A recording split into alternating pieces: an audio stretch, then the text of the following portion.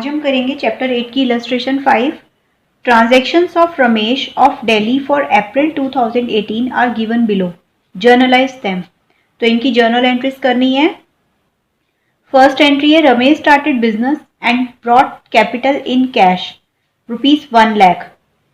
तो डेट है यहाँ पे अप्रैल 1 की और ये एंट्रीज हम कर रहे हैं 2018 की। तो फर्स्ट एंट्री में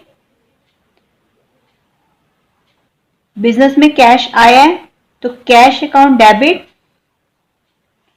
टू कैपिटल अकाउंट, और कितने का? 1 लाख का। तो 1 लाख से डेबिट और 1 लाख से ही क्रेडिट। और नरेशन में लिख देंगे बीइंग अमाउंट ब्रॉट। इसके बाद सेकंड एंट्री है, पेड इनटू बैंक। बैंक में पैसे डिपॉजिट कराए गए हैं 70,000 के। तो डेट डालते हैं, डेट है अप्रैल 2 की। तो बैंक में पैसे डिपॉजिट हुए हैं तो बैंक अकाउंट बढ़ा, बैंक अकाउंट डेबिट, और कैश कम हुआ तो टू कैश अकाउंट 70,000।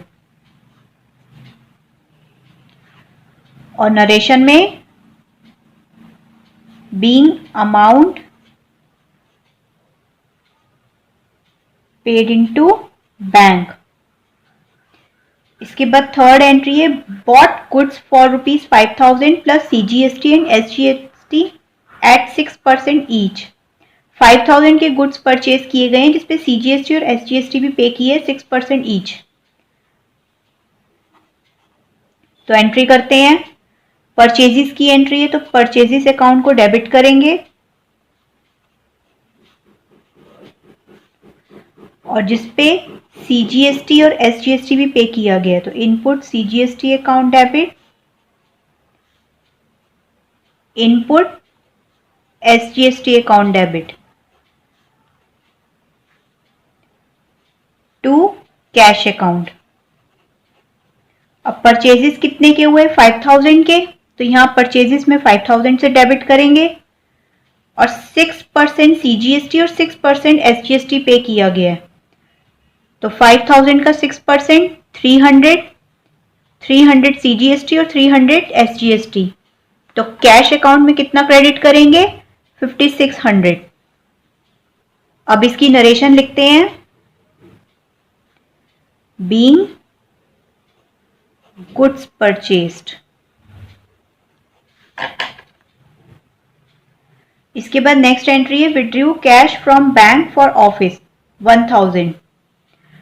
तो बैंक से कैश निकाला गया है तो कैश बढ़ा और बैंक अकाउंट कम हुआ तो cash account debit to bank account. और नरेशन में बीइंग कैश विड्रू, और अमाउंट डाल देंगे 1,000। इसके बाद नेक्स्ट एंट्री देखते हैं, sold goods to Krishna for ₹1,500 plus CGST and SGST at 6% each. अब यहाँ पे कृष्णा का नेम दिया हुआ है, इसका मतलब सेल किस पे हुई है? क्रेडिट पे हुई है। तो एंट्री करेंगे,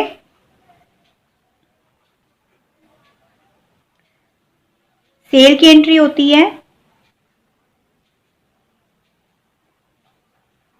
क्योंकि क्रेडिट पे है तो यहां पे कृष्णा आएगा, Krishna debit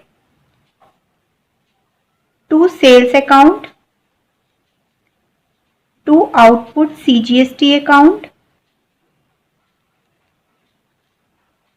to output SGST account.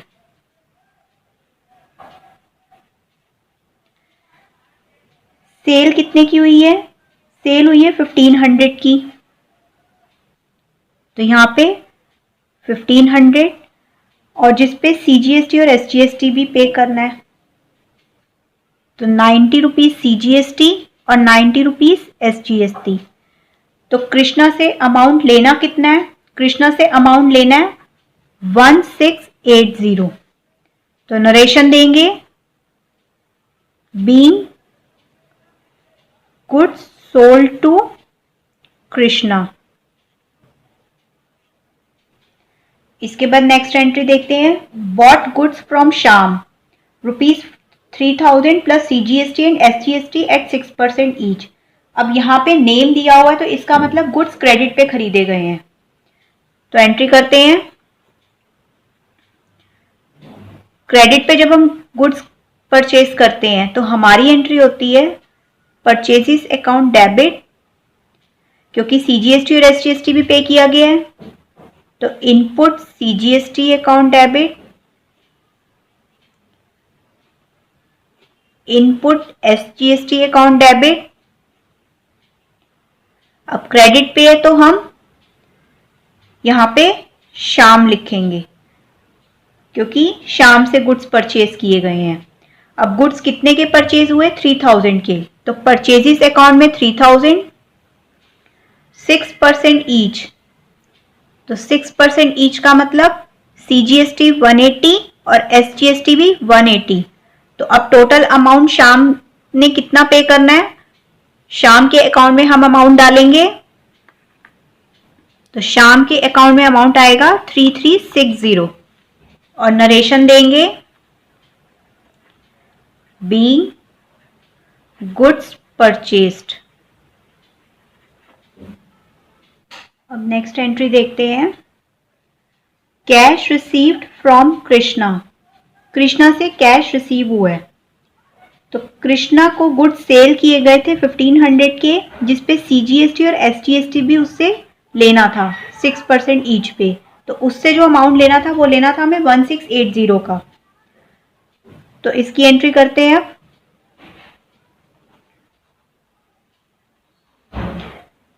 Krishna से कैश आया है तो कैश बढ़ा, कैश अकाउंट को डेबिट करेंगे, और डेटर कम हुआ है तो कृष्णा को क्रेडिट करेंगे और अमाउंट लिखेंगे 1680।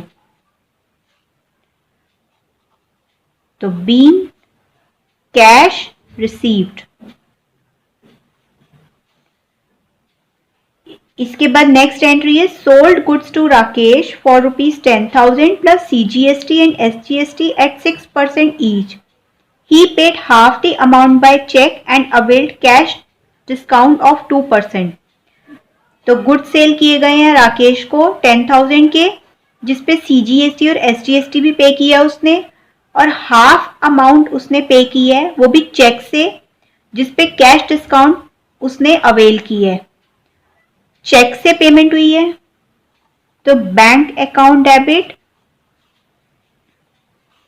और 2% का कैश डिस्काउंट भी अवेल किया उसने, तो उसे डिस्काउंट अलाउ किया गया है। तो डिस्काउंट अलाउड डेबिट, और हाफ पेमेंट की है उसने चेक से, बाकी की हाफ पेमेंट राकेश के नाम पे डेबिट करेंगे। तो Rakesh debit to sales account, और CGST और SGST भी पे किया है तो टू आउटपुट CGST और टू आउटपुट SGST अकाउंट। अब सेल कितने की हुई है? 10,000 की। तो यहां पे 10,000 का अमाउंट क्रेडिट करेंगे, 6% CGST एंड 6% SGST। तो 10,000 का 6% 600 और 6% इसका भी 600। तो अब यहां पे कितना अमाउंट लिखना है वो निकालते हैं। अब टोटल अमाउंट जो आना था वो आना था 10,000 प्लस 600 प्लस 600। टोटल अमाउंट आना था 11200 का, लेकिन he paid half the amount by cheque and availed cash discount of 2%। Half amount ही पे किया गया है तो इसका हाफ निकालेंगे, इसका हाफ हो जाएगा 5600। तो ये जो हाफ अमाउंट है ये आधी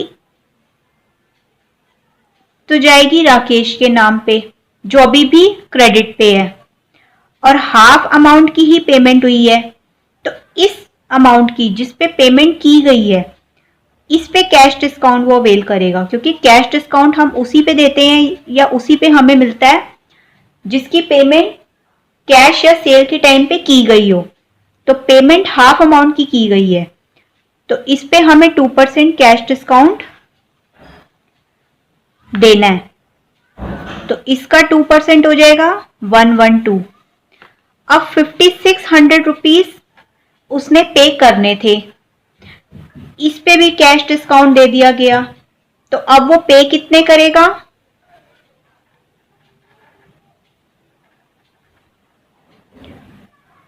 अब वो पे करेगा 5488। दोबारा समझते हैं, इतनी पेमेंट उसने करनी थी लेकिन हाफ अमाउंट उसने पे की है और बाकी का हाफ अमाउंट क्रेडिट पे जाएगा राकेश के नाम पे।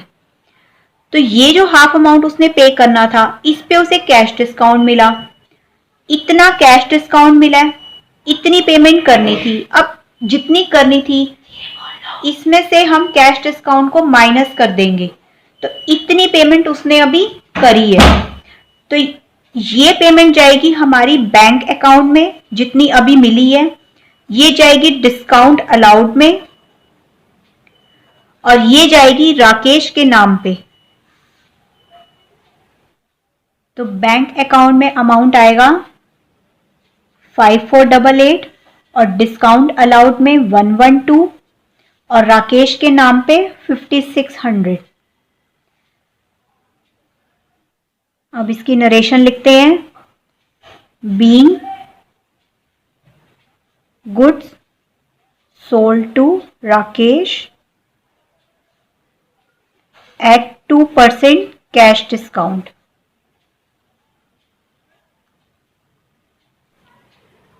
इसके बाद नेक्स्ट एंट्री देखते हैं। कैश पेड टू शाम, शाम को कैश पे किया गया है और उससे डिस्काउंट भी मिला है 160 का। तो एंट्री करते हैं। बहुत ही सिंपल सी एंट्री है, हमारी लाइबिलिटी कम हुई है तो इसे हम डेबिट करेंगे। Shyam debit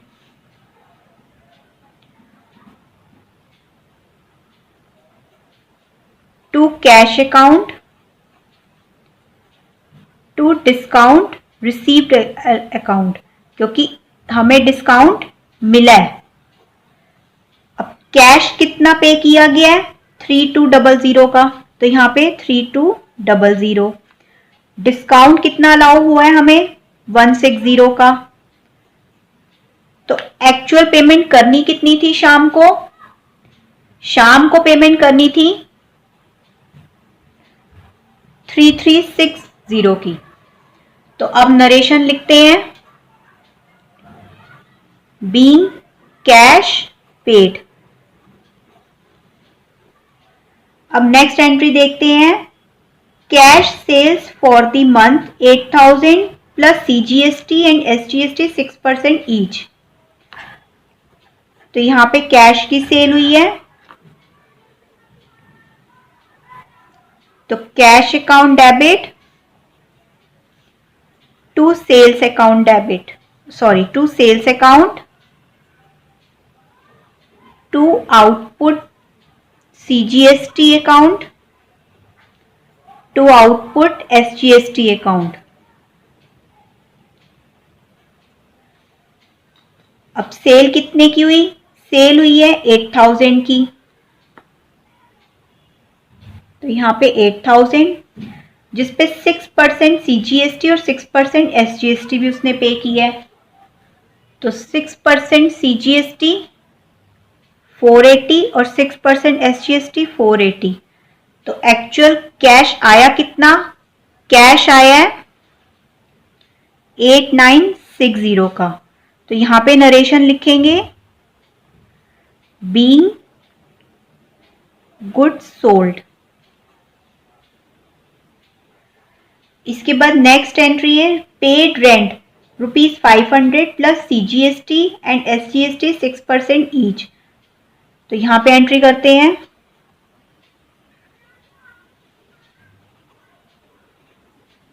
rent account debit, input CGST account debit, input SGST account debit to cash account, क्योंकि रेंट पे किया गया है तो कैश से पे किया गया होगा। अगर यहाँ पे चेक दिया होता तो बैंक अकाउंट लिखते हम। तो कितना रेंट पे किया गया है? 500 का। इस पे 6% सीजीएसटी और 6% एसजीएसटी भी पे किया गया है। तो 500 का 6% 30 रुपीज। तो टोटल कैश कितना गया? टोटल कैश गया है 560 का। अब नरेशन लिखेंगे, बीइंग रेंट पेड। अब लास्ट एंट्री देखते हैं, paid salary to Ram. Ram को सैलरी पे की गई है 3000 की।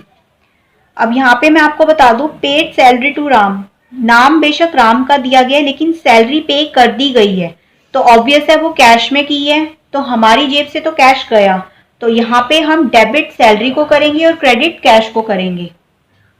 तो एंट्री करते हैं,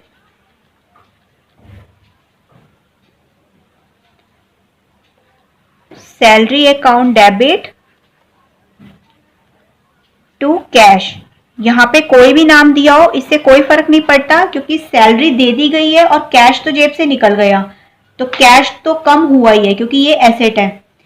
तो यहाँ पे सीधा salary account debit to cash account, amount डाल देंगे 3000 का।